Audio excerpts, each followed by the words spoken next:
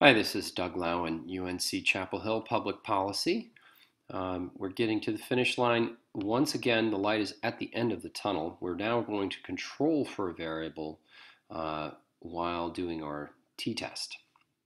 So we're going to perform the t-test within levels of a control variable. This is a form of statistical control called stratification. This is a way to rule out a particular explanation, that the differences in test scores is not due to differences in pupil-teacher ratios, but due instead to differences across states and child poverty rates.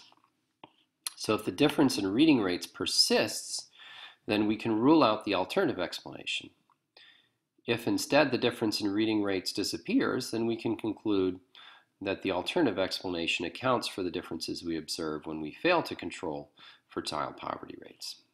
So in this example, we'll do the t-test.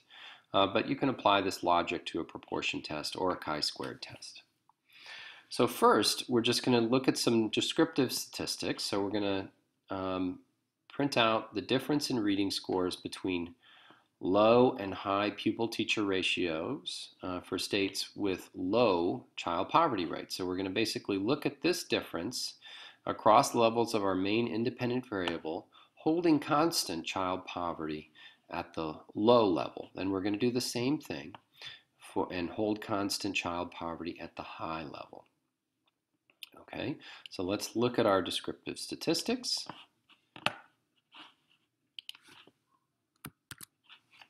Okay, so first we see that in states with low child poverty rates, pupil-teacher ratio appears to make a difference. There's a negative relationship, just as we saw in the main results above.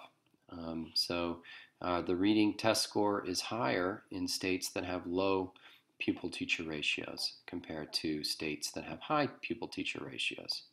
But we learned something interesting when we look within states that have high child poverty rates. In this case, there's still a negative relationship, but it's much weaker. So that suggests that we have actually an interaction. We have a negative relationship here and a much weaker relationship here.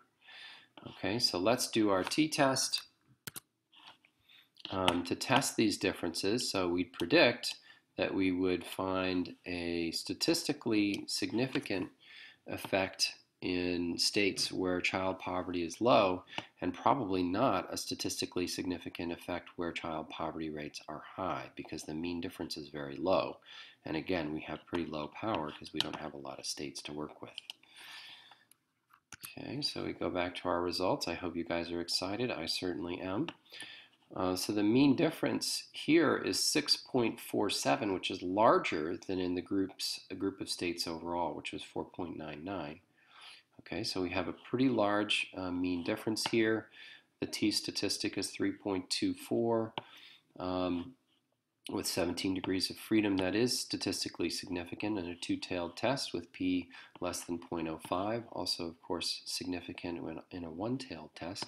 So we have sufficient evidence to reject the null hypothesis of no difference here within just the low child poverty states. If we turn to the high child poverty states, as we suspected, this mean difference is pretty small, 1.34 points. The t-statistic is 0.516, which is not sufficient to reject the null hypothesis at p less than 0.05, either two-tailed or one-tailed. So that's an interesting finding.